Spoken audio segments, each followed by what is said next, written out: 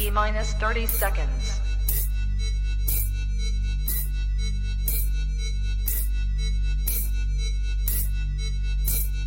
T-minus 20 seconds.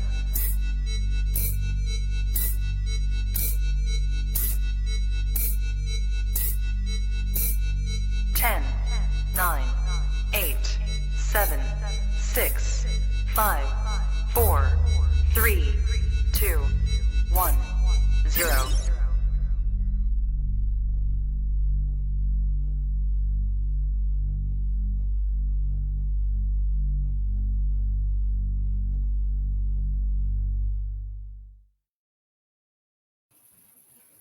Trap Talk Network, the coolest reptile network in the world.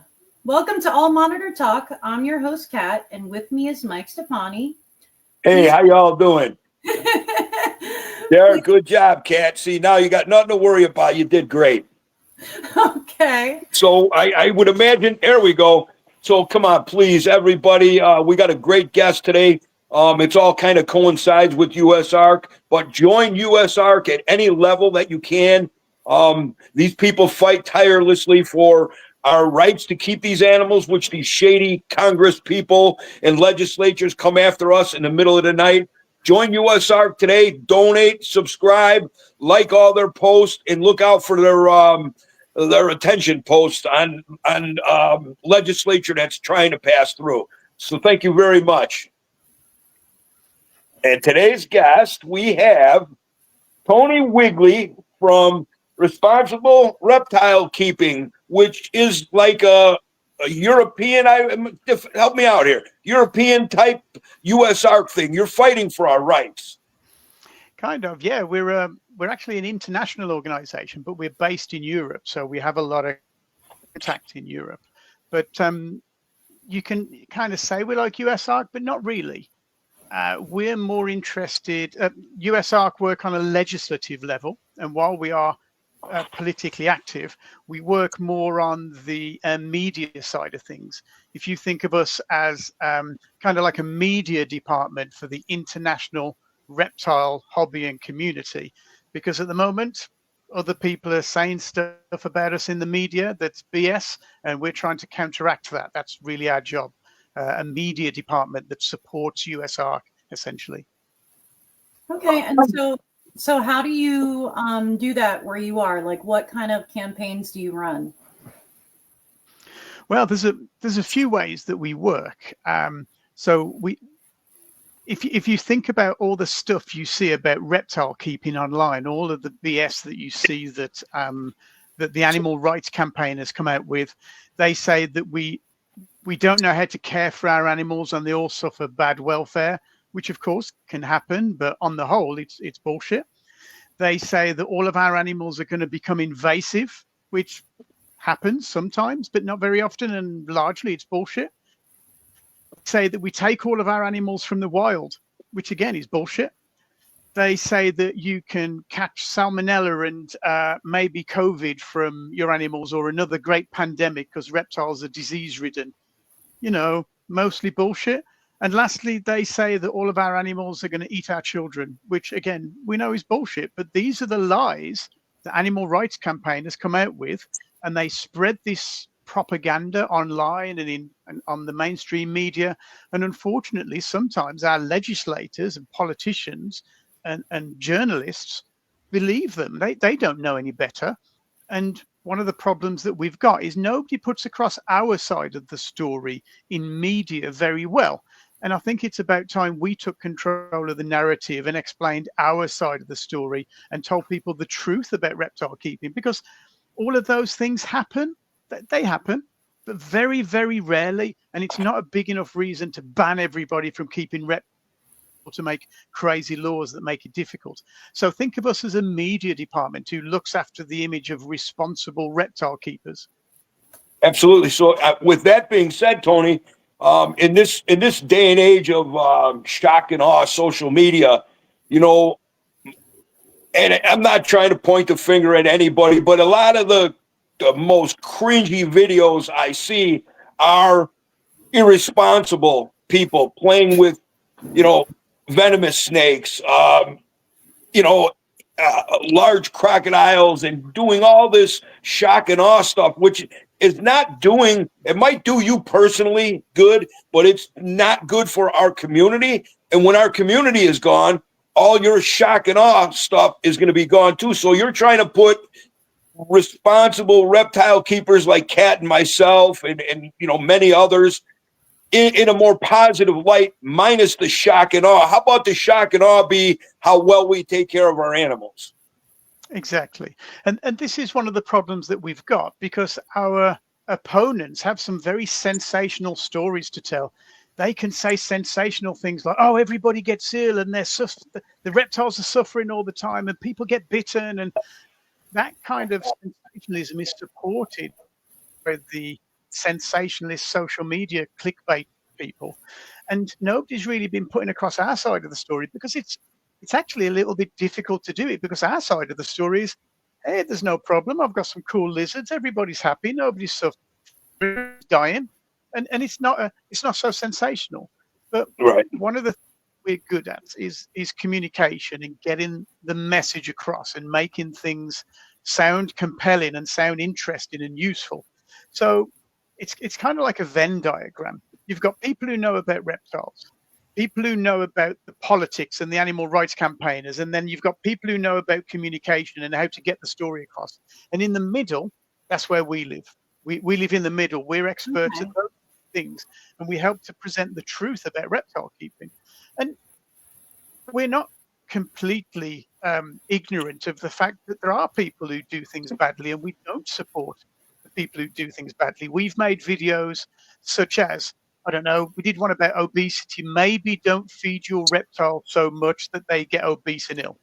Maybe don't release your animals into the wild, because that comes back to bite us on the backside. Absolutely. Maybe don't let your snake slide through its own crap and then kiss it salmonella and give everybody a bad name.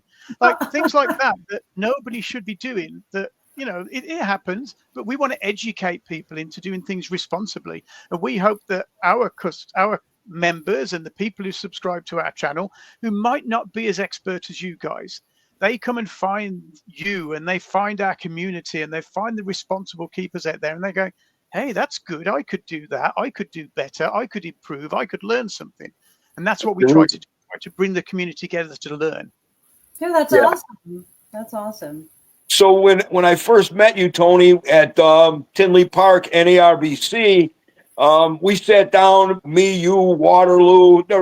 Were you there, Kat? Yeah, I was right there. Yeah. we all sat outside, and we had our cigarettes or whatever you were smoking, and we had a great conversation, Tony. We kind of hit it off really well. So our communication was open and honest, and I see you're a very open and honest person, and your heart is deeply in this, and we need passion like that, to save this thing that we're in. Well, let me tell you a story about that, because it's interesting. So I've worked with reptiles for almost 40 years. I won't go into the detail, but I've been around a few things. And part of that time has been me working as a journalist, writing for reptile magazines and pet trade magazines. And so part of that job is for me to have my finger on the pulse of what the animal rights campaigners are up to. So for a long time, I could see that there was a problem. And while we have organizations that do awesome work like USARK in the States, and we have REPTA, the Reptile and Exotic Pet Trade Association over here, and there's different ones in different parts of the world and in Europe, they do a great job and an important job with legislation. They fight the fires. If there's bad legislation, they put their cape on and put their underpants on the outside, and they fly to the rescue, and they do awesome work. Despite all of this, and you can help me with this one, Mike, I'm sure. I don't know. I think Kat's probably too young, but you're definitely old like me. So in the time that we've been, I look, okay? I don't believe it. I don't believe it either. I'm with you, Tony. I'm turning 46. I'm turning 46. I'm not listening. No.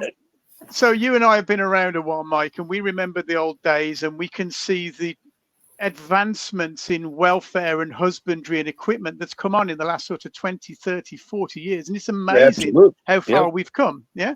So Yeah. answer me this question then.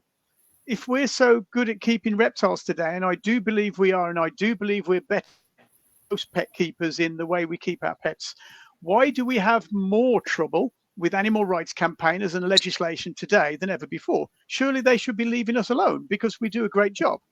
Well, as a communication specialist, I looked at this and I realized that a big part of the problem was something separate to the work that USARC do.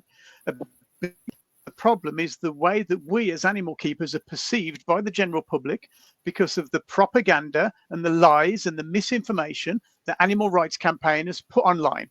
They talk about us, they tell so many lies about us, and they can say whatever they like about us. And in the last 20, 30, 40 years, and especially in the last 15, when social media has been important, what have we done about that?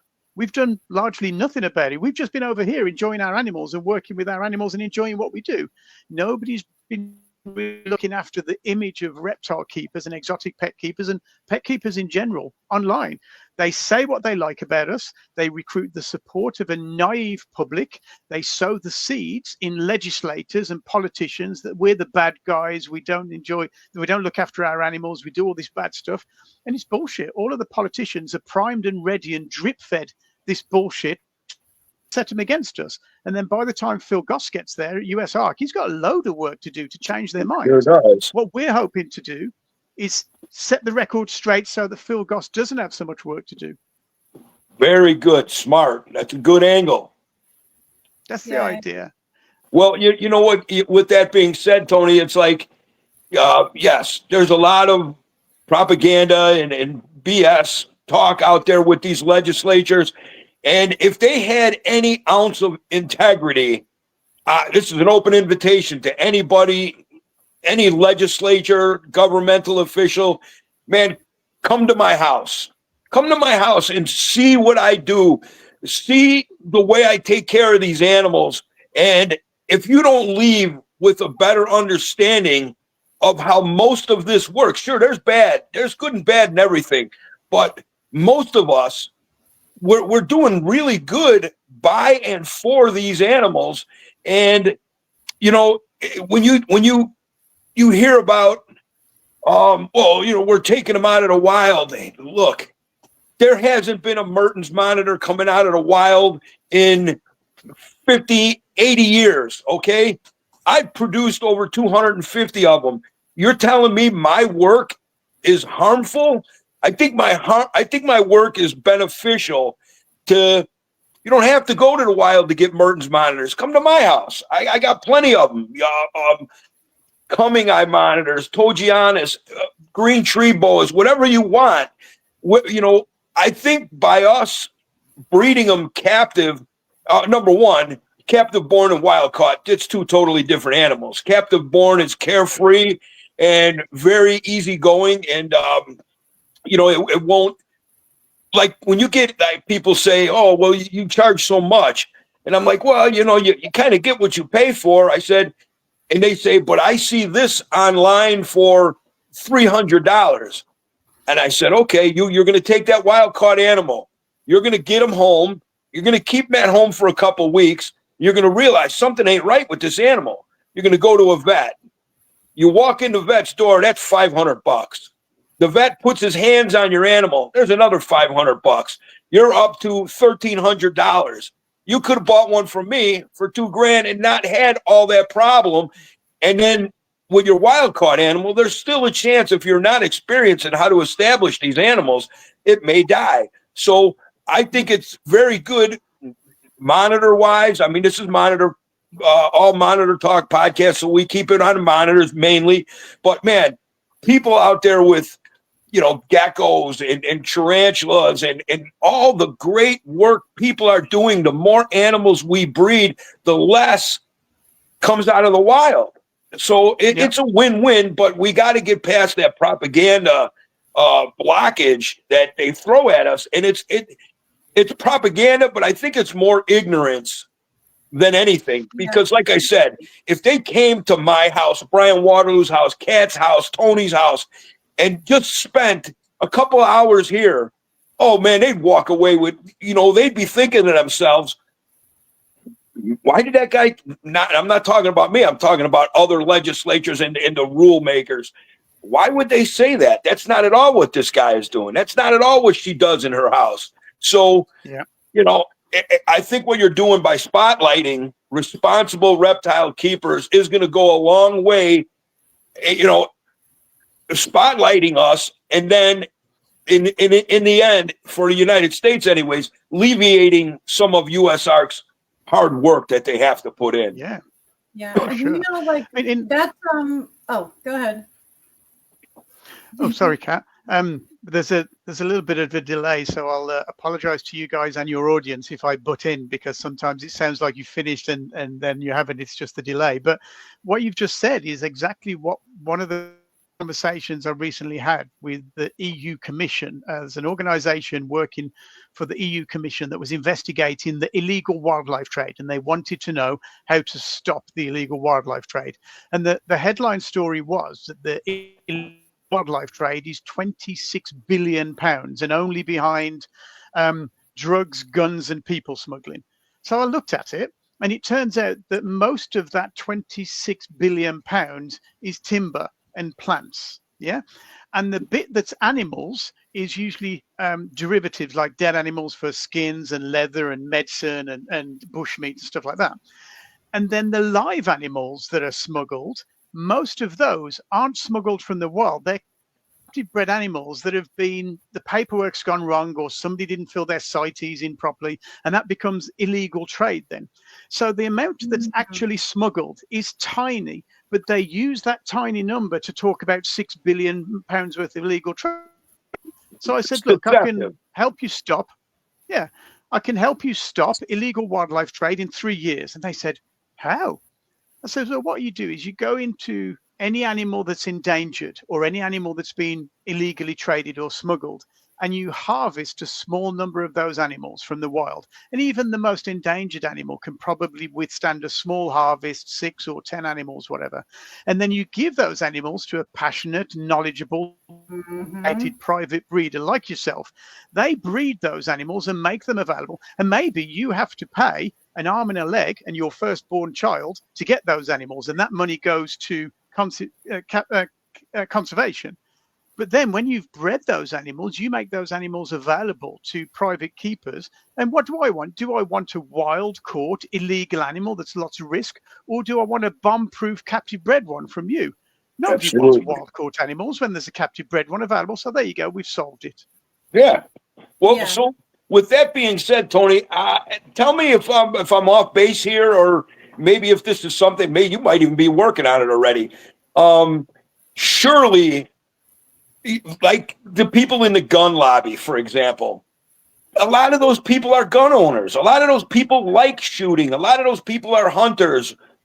But, they're paid by lobbyists to, and it's like cut off your nose to spite your face. So what my thinking is, surely out of all the people involved through USARC, through Responsible Reptile Keeping worldwide, surely some of these litigators or whatever the politicians, surely some of them have children that have a leopard gecko or something. Couldn't we somehow put a panel up where, we talk our passions and our animals and our points of view with, now, of course, I'm not saying like-minded, because they're not like-minded. They have an ulterior motive, but to get our points across, rather to counteract some of the propaganda they're being fed.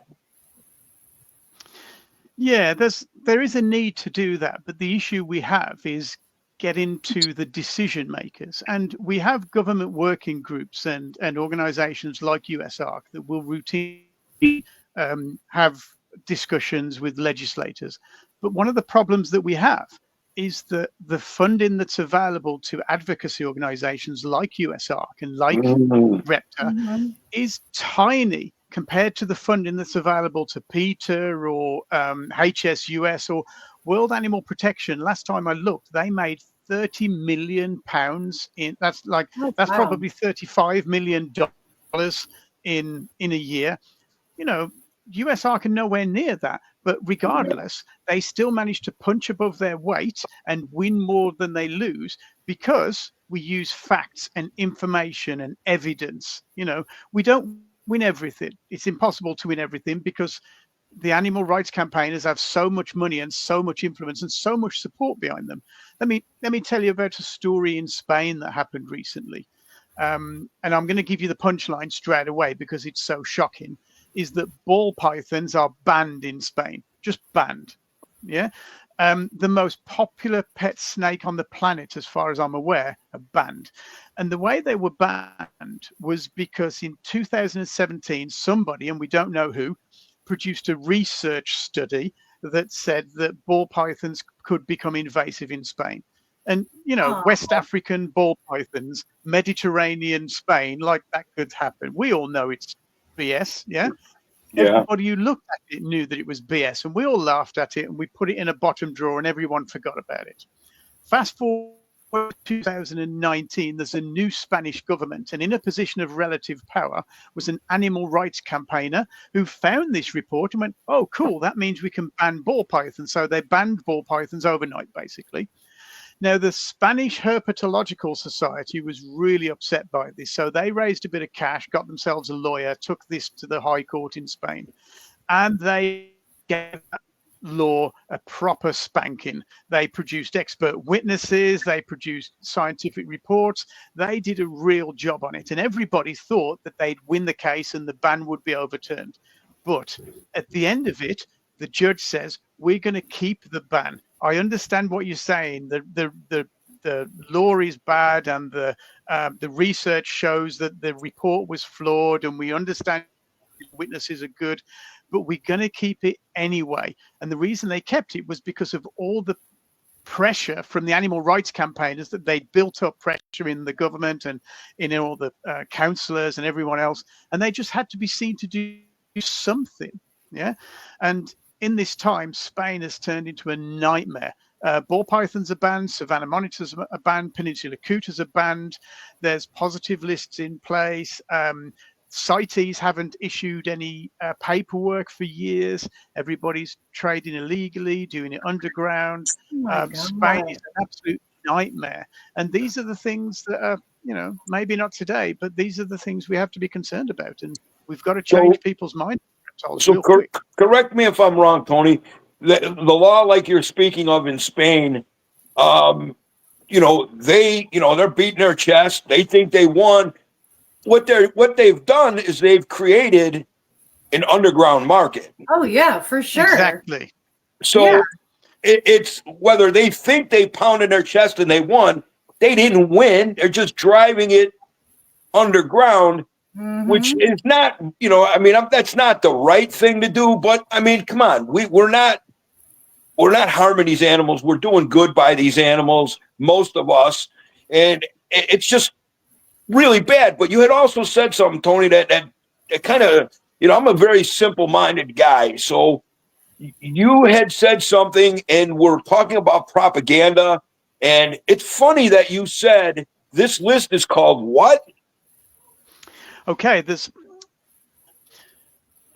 list is called a positive list. It's also called it's called a white list. Now, I can explain to you what they are. We all know what a blacklist is. A black is a list of things that you can't do. Right. A list of things that are not allowed. Yeah. A white list is the opposite. That's a list of things that are allowed. And a white list is the holy grail for animal rights, because they say that this positive list will solve all of those problems that we discussed earlier: welfare, conservation, invasive species, human harm, and all this stuff. But if they can't keep them, they can't keep them badly. If they can't keep them, then they can't let them out into the wild. If they can't keep them, then nobody gets bitten. So this positive list, this white list, is put forward as the holy grail of how to make everything right with animals. But what we know from experience of them being introduced in Europe, so let's use Norway as an example. Norway had an absolute ban on reptiles completely between 1977 and 2017. And then in 2017, they brought in a positive list of just 19 species that you can keep. Yeah. Before the positive list happened, the government did a survey, a report, and they worked out that there were at least 100,000 reptiles being kept illegally. And there was a whole system of stores and live food and mines that were supporting this illegal trade. So it doesn't get rid of it. But one of the problems with that, when things go underground, let's imagine I found myself an illegal monitor, Mike. It's illegal. I'm illegal. I can't call you up and say, hey, man, can you give me some advice on how to keep this illegal animal? Because I might get into trouble. And Absolutely. Worse than that, I can't take that animal to a vet. So how is a positive list good for welfare? If you can't take it to a vet because it's illegal, that's a nightmare. But they don't care about that. They just want to stop you keeping them. See, it's like I was saying before. It's underhanded. It's shady. It's deceptive. And like we were talking earlier, it's like if you're talking to somebody who's ignorant of things, you talk to them a certain way. However, if you're talking to somebody who's shady as shit and underhanded, now you got to come at them in a different way. So I guess what we can say is they're very underhanded in this. And, most of the people in the reptile industry that I know, and I've been in this a long, long time, we're not shady people. We're not underhanded people. We want to give it to you straight. Your animals. Yeah, we love our animals. We want to give it to you straight. And how do you give it? How do you be giving it to someone straight who's two people that are underhanded hearing us, knowing they're going to come at us in an underhanded way, and we're just out in the open? It's very, it's disrespectful. It's it's duplicitous. Yeah, it's dishonest, and that's where things need to change. But I really do think in this current atmosphere of politics and everything, that the shadiness of these politicians and these people, it's no longer, peekaboo shit. It's in your face, and people don't like that. Yeah. People don't like it. Well, here's the thing. What we're trying to do is hold them accountable. So in the UK recently, there was a government report that was sent to government through one of the government working groups that made a recommendation about reptile enclosures for pet stores. And the recommendation was that these enclosures would be so big that every pet store would be put out of business. And it was unnecessary, unnecessarily large enclosures. So we created a documentary film that highlighted the process, highlighted how the government working group was infiltrated by animal rights campaigners, highlighted how they left out all of the reptile experts from that consultation, all the government, all the groups that have worked with government for 30 years, they left them out of the consultation, and they published a report that was entirely propaganda. So we produced a little documentary film that was like, oh, this is what happened. This is how they got that report through. Bear in mind that this has been done badly. And we know it was watched by people in government who knew that they needed to be aware that everybody knew what had happened. It was watched by governments in the Netherlands, in Holland as well. So the governments over there were keeping an eye on it, thinking, okay, we need to behave properly. Otherwise, we could end up in a documentary film. Because now we can hold them accountable for their bad action. But the lies that we're talking about are worrying. So did you ever see online the statistic that 75% of reptiles die in the first year? I recently heard this, and my jaw hit the floor. I'm like, who came up with this? I can tell you. No way.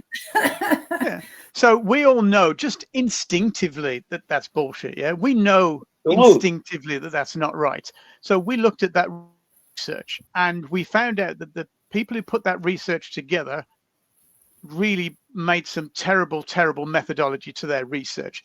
They underestimated the animals that came into the UK. They underestimated the number of animals alive and well in the UK. They underestimated the number that came in, and they came up with this 75% figure. So we could see that the report was rubbish. We've even got two other reports from very reputable organizations and people that give a very different story. And both of these reports were done separately, but they came up with more or less the same number. Just over 3% of reptiles die in the first year, which is probably more accurate by our own instinct, isn't it? Just 3%, not 75%. But this statistic gets sent around on social media, put on the mainstream media, and it was even said in a government working group at the European Parliament that I was at recently. So this statistic gets out there. So what we did is we produced a video that said, hey, you know, that 75% statistic, this is why it's BS, and this is the real report. And now, when our followers see that 75% bullshit online, they say, hey, no, that's not true. Here's a video from Responsible Reptile Keeping to prove it. You And give we've them even ammo. Yeah. Exactly. Yep. Because all of the keepers that we know want to support their hobby, want to defend ourselves from the bullshit, but they don't really have the time to create the content like we do.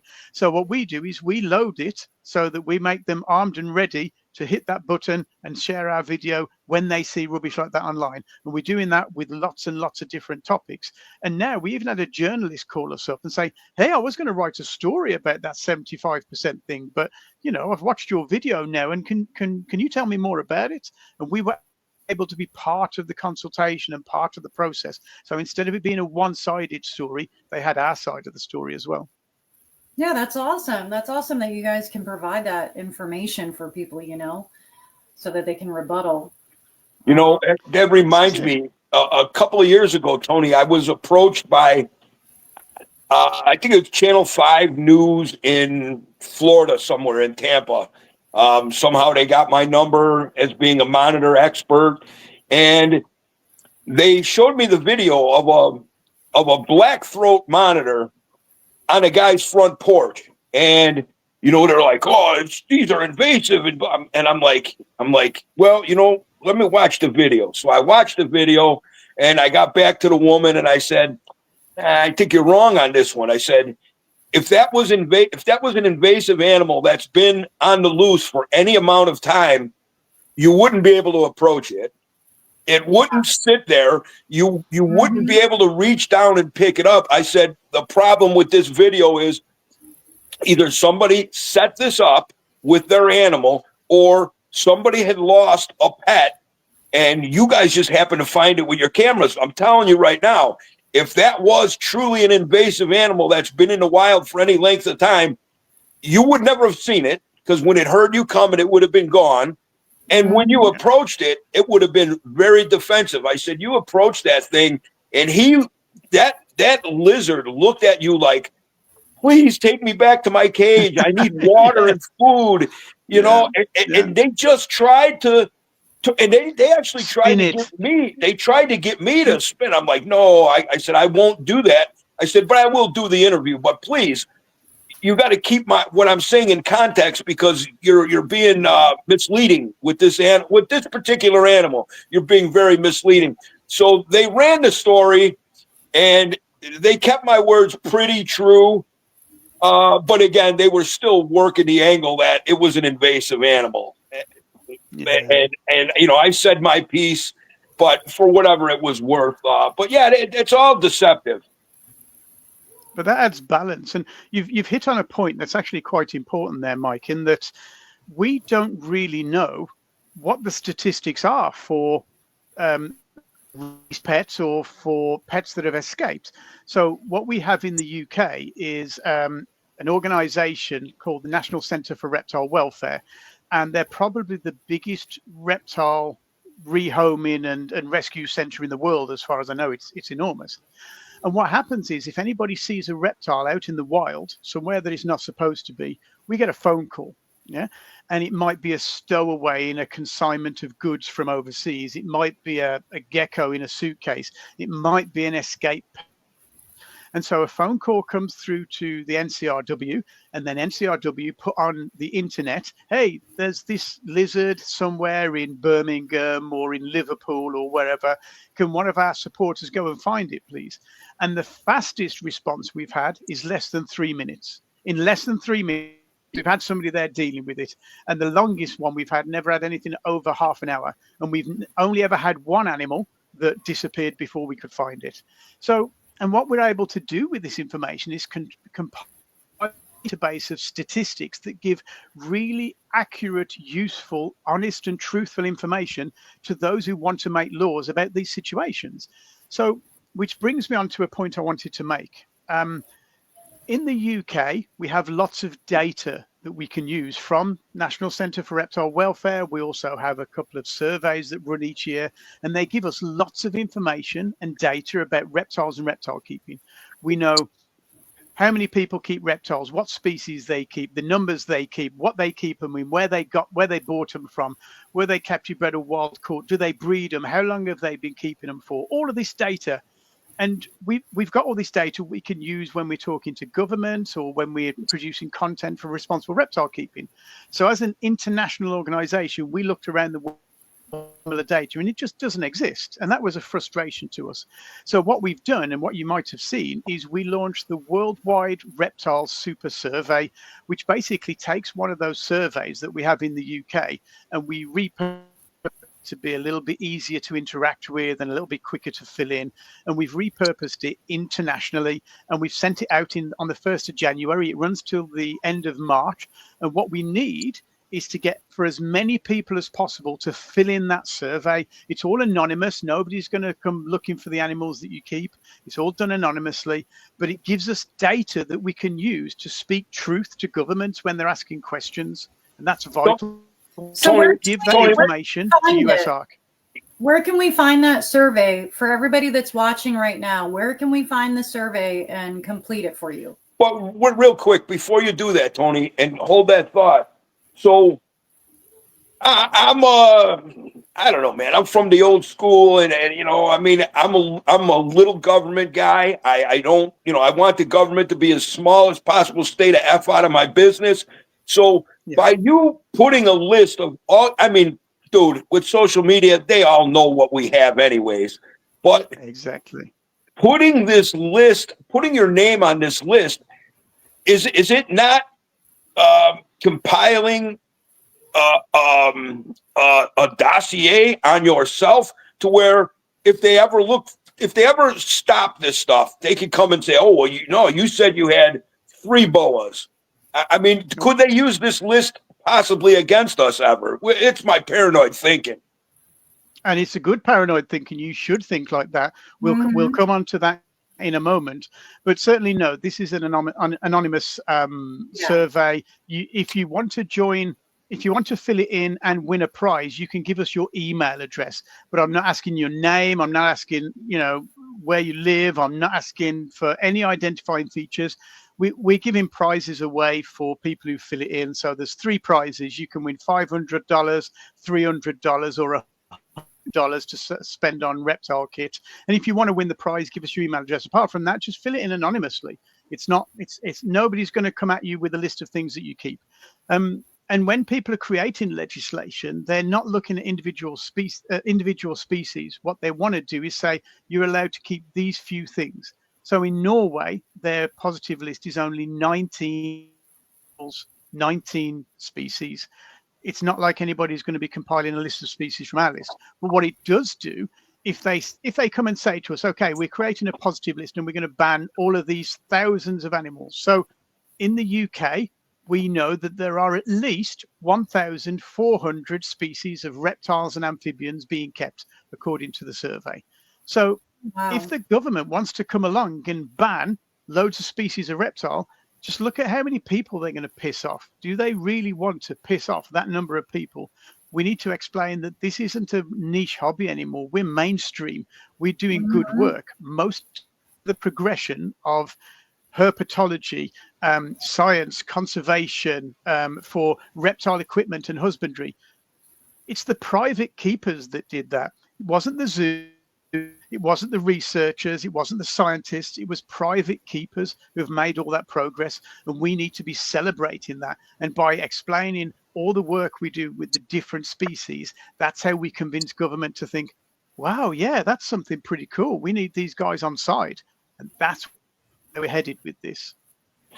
Good. Yeah, and I agree with that. I mean, us reptile keepers, we keep them for a reason. We are very passionate about these animals, Like I mean, the more that you promote that idea and the more you put that out there for people to see, I mean, that's actually why I started my my YouTube channel like a million years ago, you know, because I wanted to show people this other side of, you know, my passion for these Responsible animals, keeping.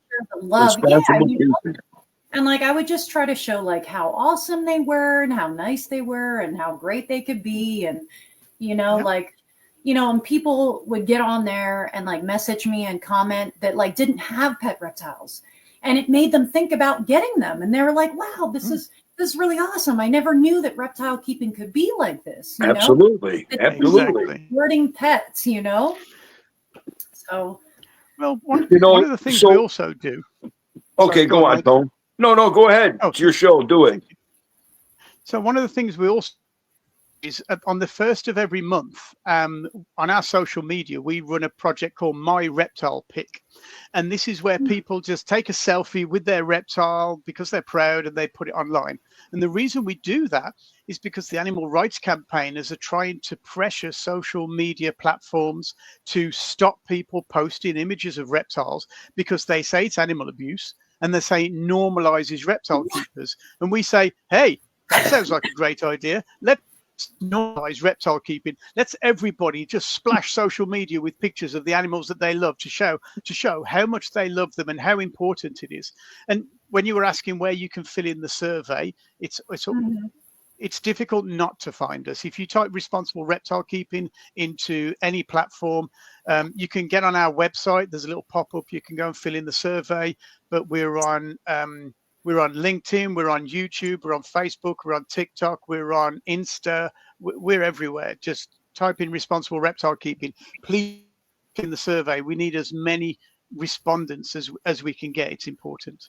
And if you want to do My Reptile Pick, first of every month, we need a photo of you and your cheesy grin with your favorite pet reptile. What we really need, because we need to show everybody what we do and not be embarrassed by it because we're doing good work.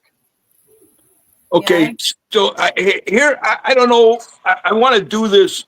It's almost, I'm going to call it a battle cry for USARK. So you had made mention some organization over there in the European arena that you, when somebody says, oh, I saw a Savannah monitor in Berkshire, somebody runs over there and you have that.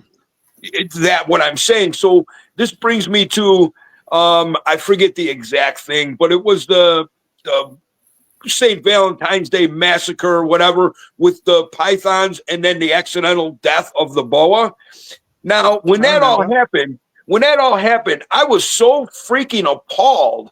And most people, say, "Oh yeah, the poor." That's not what had me.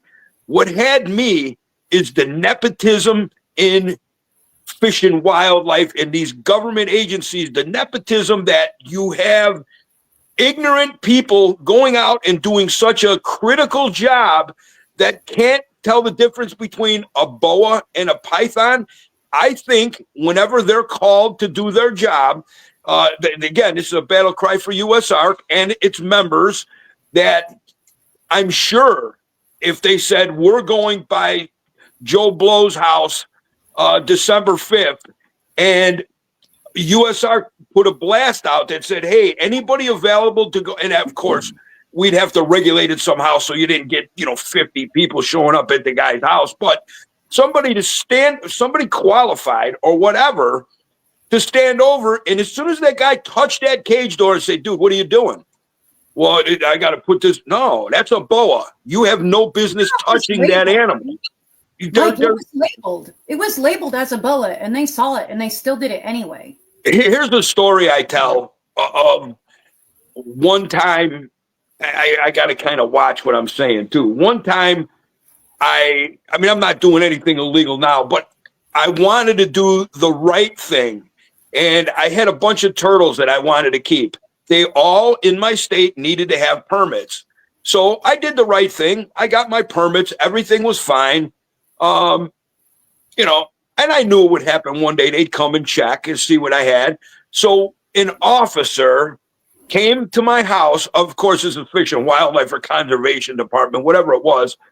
but he's looking through all my animals, and everything, talking to the guy, everything was good, and he pulls out like a ticket book. And I'm like, what do what's going on? He goes, well, you can't have venomous reptiles. I'm like, yeah, I know, that's why I don't have any. He goes, there's a green mamba in that, in an opaque plastic drawer. I'm like, what? He goes, yeah, I could tell that's a green mamba. I said, a green mamba. I said, I got kids running around here. You got guns on your hips, and you think I have a venomous animal in my house? So I opened up the drawer and I pulled it out, and he's like, put that thing away. I'm like, this is a Western green rat snake, buddy. And he's like, oh. I'm like, so that's the problem. That they hire their cousin's uncle's nephew's brother who don't know anything about nothing, and they put these people in positions of power, and now they come out and they're clueless. That's another problem. They need to really have qualified people in their organizations. Yeah, we have a similar issue in the UK. So there's been a recent swathe of legislation that legislates all animal activities, whether you're a dog groomer, a fish breeder, a reptile store, a dog walker, or anybody, or a stables. This new legislation covers everybody, and there are guidelines for all aspects of that part of the legislation. For instance, pet stores are legislated, and you have to understand and comply with all these guidelines. Most of it ridiculous and useless, I should add, and we're just in the process of reviewing it, but nonetheless it's guidance there, it's the law. So what we have is inspectors coming out and inspecting stores, going into my buddy's pet store. He's had a pet store for like 20 years. He knows his stuff, and telling him how he should be doing things. And he's like, firstly, that's not good. Secondly, that's not true. And third, it's not even in the guidance. It's just your uninformed opinion. So I'm just going to ignore what you say. And thankfully, we have a process in place that helps us to get around that kind of stuff. But usually people are intimidated. And, when I ran a pet store back in the late 90s, somebody reported us because our chameleon didn't have a water bowl. And I said, well, if I put a water bowl in with that chameleon dies in the water bowl. Yeah, it's never seen water in its native habitat, so we don't do that. And once he realized I knew what I was talking about, he kind of back a little bit, and he's walking around, and he said, hey, that's a nice indigo snake. And I said, yeah, consider it's a Sanzinia Madagascan boa that I haven't changed the label on yet. And he couldn't identify any snakes. And I was like, look, man, it's bad that you come here trying to tell me to do my job when you don't know what you're talking about. So, if you need, and within a few weeks, he was back asking me my advice on a different topic. So I was nice to him. And then he used me as a resource, which is better situation. But fools doing jobs they can't do. Yeah. And it's just like anything, if you do something wrong and you're legitimately caught, and then you've done wrong. You should pay the price, whatever that may be. But to be hassled over something that somebody in their head believes is a problem, yet is no problem. I truly believe that most reptile keepers know more about the laws than these people who come out to enforce these laws. Obviously, since that massacre thing, that guy's voice haunts when he says, "No, not the boa," that haunts my head. To hear that guy's voice, it was so heartbreaking, man. And those, we made a mistake. No, dude, you didn't make a mistake. A mistake is if I accidentally trip you out my door. Okay, you didn't make a mistake. You didn't know what you were doing. You were ignorant to what you were doing, and you caused incompetent, and you caused irreparable damage. And what are you going to, and when he kept saying, "Oh, the state will make it right." The state ain't going to bring that animal back to life. That's the only way to make it right. Yeah, we have. There was a similar situation in Spain, in the Canaries recently, where, as I said, the Spanish government changed, and all of the CITES got moved along to another department, and they brought in a new load of CITES officials who all seemed to have an animal rights agenda. And what they started doing was raiding animal keepers and animal breeders around the country who had been compliant with CITES laws for decades. They knew all the CITES officers, but the new CITES officers misinterpreted and reinterpreted the law, and they went and raided people. One of the things they did was they raided and seized about $250,000 euros worth of animals, probably $250,000 worth of animals from a buddy of mine, shipped them all out to rescue centers where they all died, of course. Absolutely. Another thing they did was they raided some parrot breeders in Spain and seized all their animals. And when they didn't know how to keep them and they started dying, there was a big problem.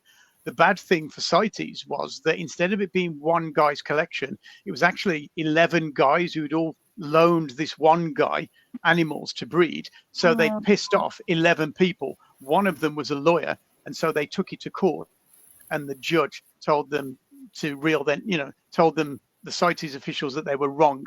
And yeah, that was a major win to try and tell uninformed officials to do their job and not to overreach, and to be careful how they behave. So that was good. We did a video about it. Yeah, very good.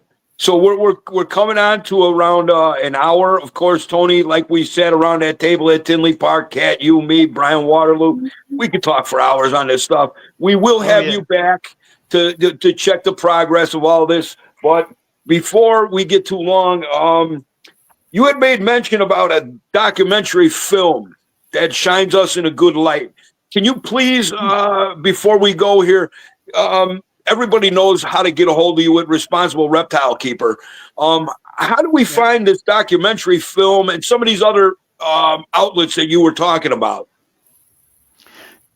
The documentary that I was discussing with you before we went on air isn't released yet. We'll be releasing that over the next few weeks. We have a series of mini documentaries made by a buddy of ours called Adler. And good guy. He's a good guy. A lot of your friends over there will know him. So we're releasing his series of mini documentary films that show reptile keepers with their animals and how much they love them and the work that they're doing. And there's another one where you're in it, if I remember correctly, just shining how awesome the Tinley show is and stuff like that. But our website and our YouTube channel and our social media is absolutely jam-packed with content that we've already produced. We produce podcasts, we produce a magazine, we produce videos, we produce interviews, we produce documentaries, and they're all on our social media.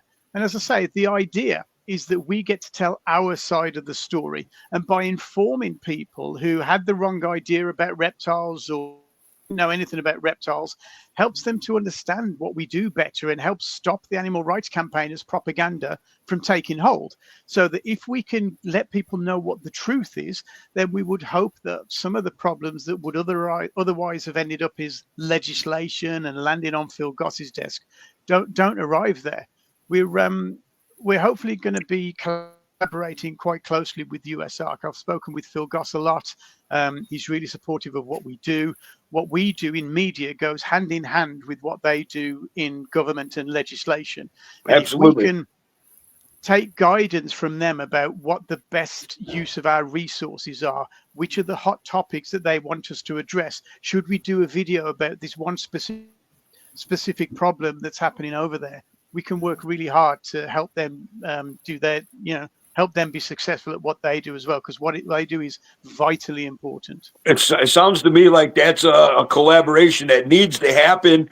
Like you said, I'm going to have Phil Goss on here in 2025 sometime. We haven't set a date yet. Cool. But, I mean, again, this is all monitor talk. But, man, the information that you have given us today, Tony, thank you so much.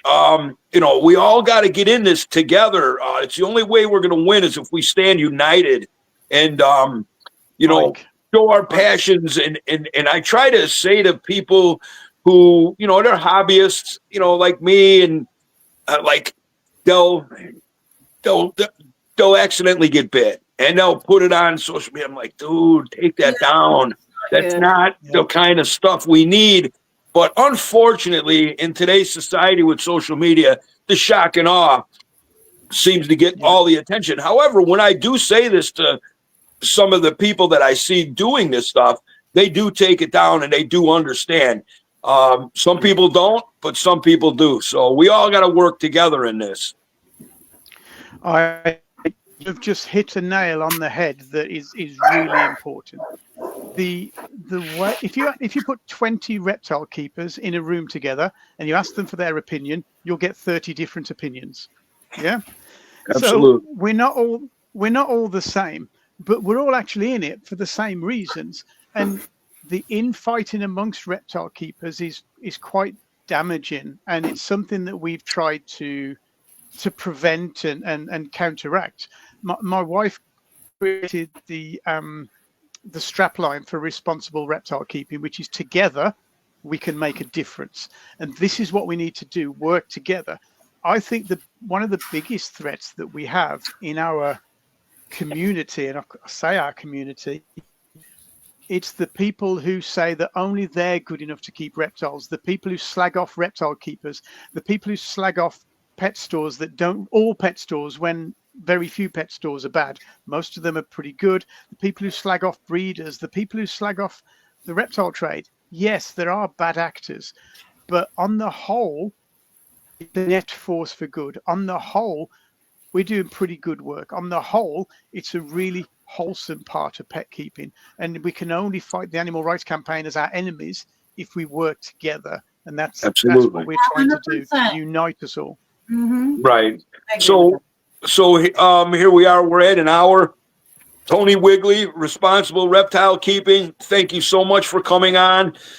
You can find him on any of the social medias. I mean, literally, he named them all. Some I didn't even know existed. So, Responsible Reptile Keeping, go. There's a survey. Take the survey. That's important. Be it unanimous or, put the email address. Like he said, there's a couple of prizes on the table, which is very cool. Everybody likes winning prizes. But Tony, man, I've been dreaming of this day to have this conversation with you out in the open. We did it at Tinley, and you're just such a great guy, such a smart mind, and we need that. We need that. You're a great leader for this, and man, you're so eloquently spoke, and I thank you for coming on. Yeah, that's just my English accent. Yeah, you're a great dude, man. But, and again, let me say one more thing, Kat. Today was your flagship launching. I think you've done great. And, I just let you guys do your thing, I was actually very engaged listening to everything that Tony was saying, Absolutely. I think it's really great stuff. Absolutely. And I'm really glad that you're here to tell everybody about it and, hopefully, Thanks, get Kat. more people to help out and, realize what's going on. And, I think it's really great. Well, on that note, if I can just have 30 seconds to absolutely let people know what they can do to help us do what we need to do. Please. So essentially, we have a problem with animal rights campaigners. We all know that the social media and media aspect of this is a big problem that we need to address. So if we all agree that, then the question is, what are we going to do about it? And there's three things that your viewers can do. So the first thing is they can join us as a member. It's really cheap. It's like the cost of a cup of coffee. They can join us as a member, or they can join for more if they want to. But the more members we have, the more we can say that we speak for these people when we speak to government. One thing I always say is, if you support USARK, do not give us any money that you would have given to USARK. Do not take funding from USARK to give it to us. That's not how it works. We can only support USARK. So that's the first thing they can do. They can join us as a member. The second thing they can do is buy the products of the companies that support us. You can go on our website. You can see all the major brands are supporting us. A lot of the American business are supporting us. Those companies that support us, they understand the mission, they get it, they know it's important. We think they deserve your business. Do business with those people. The third thing you can do, and this is probably the most important, is to share the shit out of our stuff. Is to like it, comment on it, share it, because that's what gives the algorithm gets the algorithm excited, tells the algorithm to share it more. Our success, we can only be successful if people see our content. We can only be successful if people are influenced by what they see from us. So the best thing you can do for us is share our content, like it, subscribe, do whatever you can to make sure that the algorithm knows that what we're doing is important. And what it'll also do is it'll reassure the companies that support us that we're doing a good job and we're getting that message out there. So every time they go on social media, they're like, hey man, Responsible Reptile Keeping are doing stuff again. Here they are again in my feed.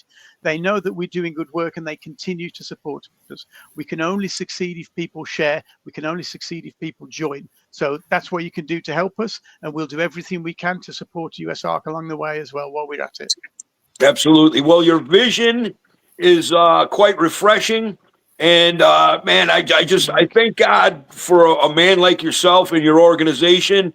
You're doing good. You're doing good for our community, and our community has long been overlooked.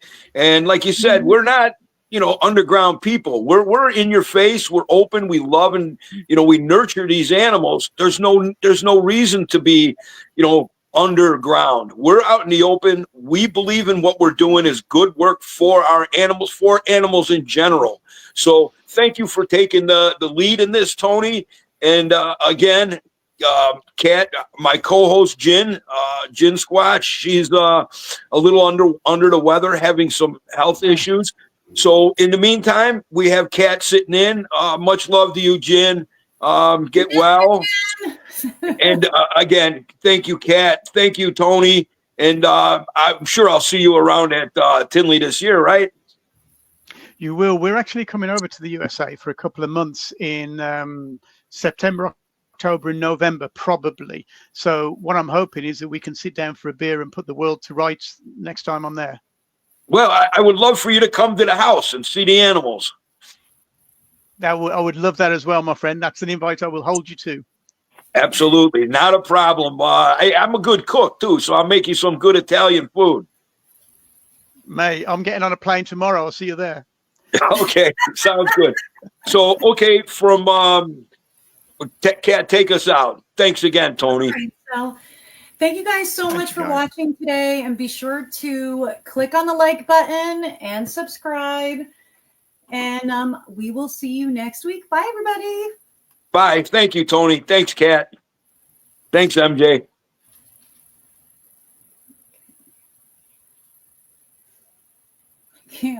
Hold on, I can't find this thing.